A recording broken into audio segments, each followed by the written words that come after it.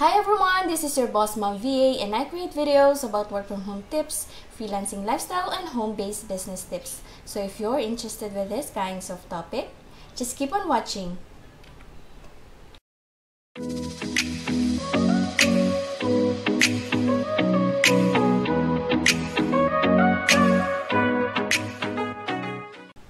Okay, so for today's video is i-share ko naman or ituturo ko naman sa inyo on how to add products on your Lazada shop. Kung meron ka ng Lazada shop and then you wanted to know how to list your products or to add your products, then this is a video for you. And before we further proceed, meron na nga pala akong series of video regarding Lazada seller. So if you wanna know kung paano yung pag-sign in, yung setup, ano ba yung mga dapat kailangan bago ka magsimulang magtinda sa Lazada, meron na akong series of videos which is yung link ng video is nasa description box below. I do suggest na panoorin mo na yun para meron kang idea on how Lazada seller works. So, let's proceed for this video. We'll show you how to add your products on your Lazada shop. Okay, so there are two ways to add products on your Lazada shop. The first one is via Lazada Seller Center app. Yun yung pwede mong i-download sa phone mo, sa iOS or sa Google Play, yung Lazada Seller Center app. And then, via Lazada Seller Center website, which is yung PC or laptop yung gagamitin mo. Well, sa dalawang to, I do suggest na mag-upload ka ng products sa via website, no? Gamit ang PC or laptop mo. Kasi, dun sa Lazada Seller Center app, na-try ko siya pero hindi fully feature yung magagawa mo kapag gamit yung phone mo lang.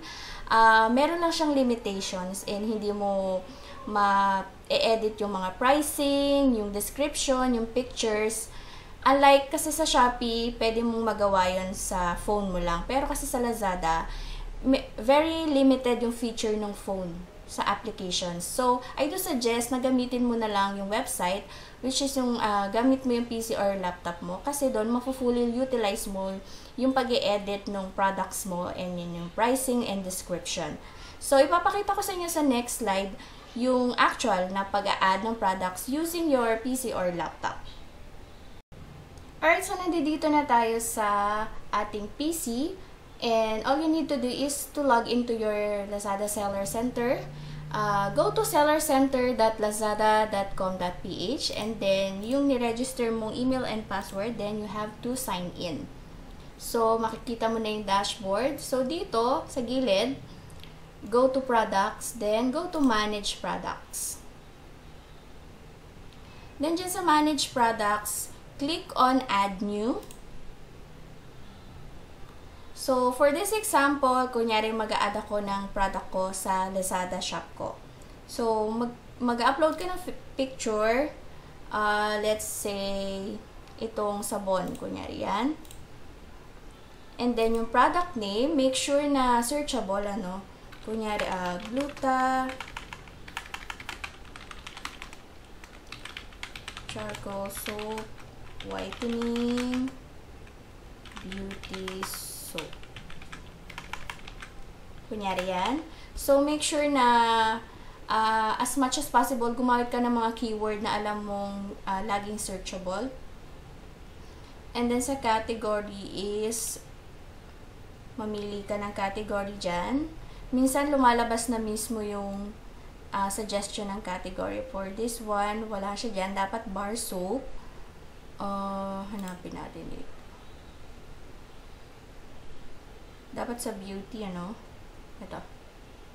Beauty, ito. Beauty, personal care, bath, body, and bar soap. So, it's very important na makategorize mo yung product mo ng tama. Kasi, alam ko, hindi, for approval pa yung ano, for approval lagi yung product. And then, kapag mali mo siyang nakategorize, pwedeng ma-decline yan ni Lazada. So, sa brand, so, kung any brand dyan na ita-type mo. Kunyari, wala siyang brand, lagay mo no brand. And then, dito sa, ano, it's up to you, no? So, depende sa product mo kung ano yung ilalagay mo dyan. So, for this one,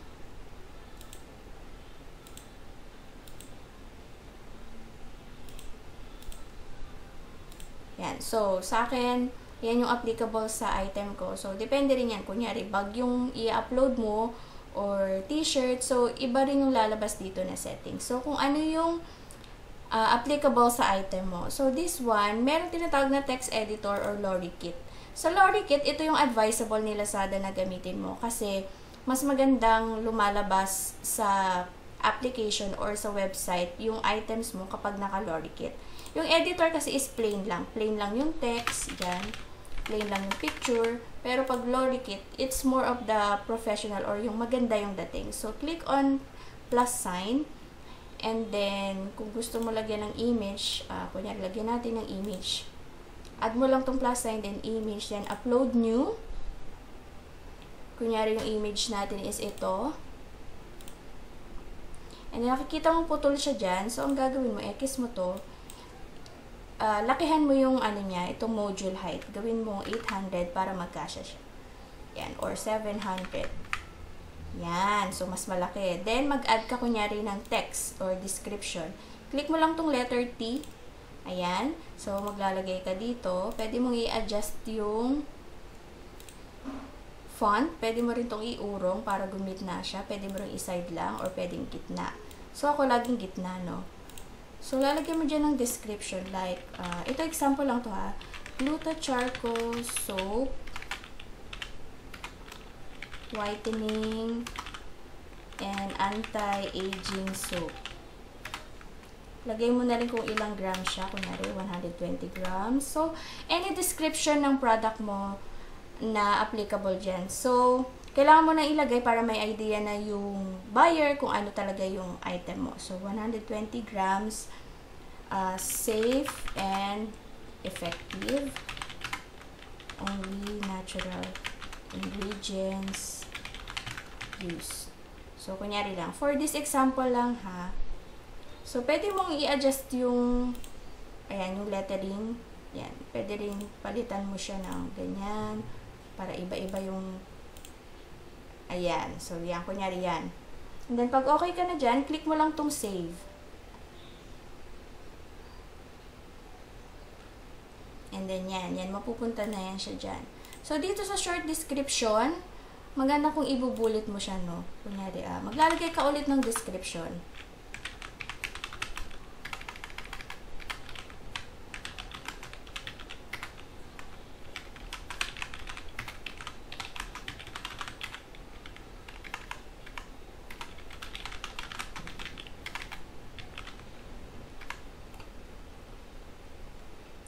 So, dito sa variation, kasi ito soap to, so, like, sinabi ko nga, kung iba yung product mo, iba din yung lalabas dito sa mga variation niya. Kunyari, itong scent is, ang scent ko sa akin is citrus.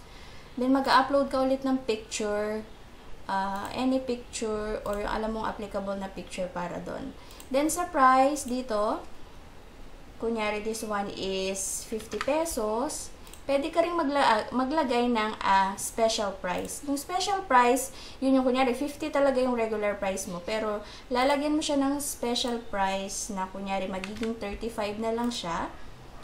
Nilalagyan mo ng date kung kailan yung special promotion na price na yun. Para pang-akit sa mga buyer mo na, uy, 50 siya sa dati, pero ngayon 35 na lang. So, malaking, malaking effect para mabili ng buyer mo kasi parang sale siya lalabas. So, lalagyan mo ng date kung kailan mo gustong matapos. Kunyari ako, December ng 2020, gusto ko siyang matapos yung sale price ng January 2021 next year. So, lagyan mo ng time. Magsisimula ng 6 ngayon, matatapos ng yan.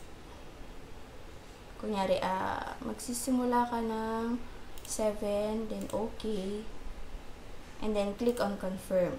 So, sa quantity, kunyari, meron kang 10 quantity niyan. Then, sa seller SKU, optional yan. Automatic na nagpa-populate yan dito sa kay Lazada. So, sa service, kung meron kang warranty, anything, kung wala, then, just leave it. Kung may warranty policy ka, kung nyari may mga gadgets yung item mo, so definitely kailangan mo maglagay ng warranty. For this one naman kasi it's sabon lang. So sa package weight, lagi kong nilalagay is 0.1. Sa package dimension naman, dito kasi marami nagkakamaling seller na overcharge sila. Ako, ang ginagawa ko, kung ano yung size nung pouch, tapos, kunyari, ang gamit ko kasing pouch is yung large pouch. So, 42 by 28. Tapos yung height, inano ko na lang siya, ina-estimate ko na lang siya sa 10. Kunyari, ang length or yung haba niya is 40. Ang width is 28. Then yung height niya is 5 or 10 cm. So, dito, pwede mong, kung gadget nga, so, syempre ilalagay mo kung merong dangerous goods or none. Pwede mong ilagay none, or pwedeng wala ka diyang ilagay. So, depende sa item mo. Then, you just click on submit. Then, tignan mo yung item mo kung paano siya lalabas. So, ito yun, di ba? So, ganito siya lalabas sa website. So, yan.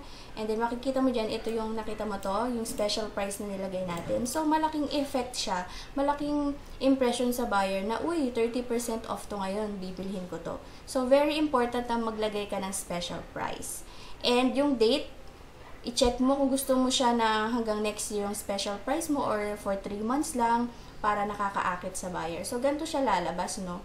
Sa standard delivery, kunyari, NCR ako, kunyari, Quezon City ako, ganyan lalabas sa buyer na 45 lang yung standard delivery. So, ito yung kagandahan ng Lorikit. Pag nakita mo, ayan, yung sa Lorikit kasi, diretsong, pag nag-scroll down yung buyer sa kanyang app or sa kanyang website, dire-diretso siyang ganyan. So, mas nakakaakit siyang tignan. Pag yung text lang kasi, kailangan mo pang i-scroll, meron pang siya dyang option na drop down para bago mo siya makita. Pero pag Lorikit, mas maganda. So, maraming designs pa sa Lorikit ha, hindi lang yun. Kung gusto mo naman siya i-edit, balik ka ulit dun sa products, manage products, then kunyari ito i-edit mo. Ito nga pala yung content score, ibig sabihin yan yung, ayan, so may kulang, kunyari ito, good na yung 70 and up, ang alam ko, good na yon. Dito kasi nangangailangan pa siya ng at least 3 images, 40 words long description. Just for the sake of this video, syempre iniklian lang natin description. Pero as much as possible, kailangan pataasin niyo yung inyong content score. Like ito, 83. Kung kaya niyo ng 100, 100. So, dyan naman nakalagay naman niya. Pag i-highlight mo to, kailangan nila ng 3 images or 40 words in long description. Pag nagawa mo na yon, tataas yung content score. Yung content score kasi is kay Lazada yan no? Para mas malagay niya yung product mo sa searchable items. So, kung edit mo lang siya, punta ka dito sa actions and then edit details. Kunyari may nakalimutan ka or maglalagay ka ulit ng pictures, ito yung sinasabi ko, di ba kanina naka-Lorikit. Pag text editor lang kasi yan, is plain lang. So, ganun lang naman. Ganun lang kasimpleng mag-add ng products sa Lazada. And, don't forget yung package dimension kasi minsan maraming namamali. Na-overweight dito. Siguro nalagay nila 5 kilograms or 10 kilograms. Ito in kilogram na yan. So, kailangan, para safe, lagi mo na lang ilagay is 0.1 unless bulky yung items mo. Kasi yung mga item ko, mga damit lang naman, cup, maliliit na sabon. So, finifix ko na siya sa 0.1. Okay? That's it for today's video. Thanks for watching, guys. Please subscribe to this channel and hit the notification bell para lagi kang notified pag meron tayong bagong video just like this. And also, we do have a Facebook page. It's Boss Mom VA. Pa-follow na rin at pa-like ng page na yan. So, see you again next time. Bye for now!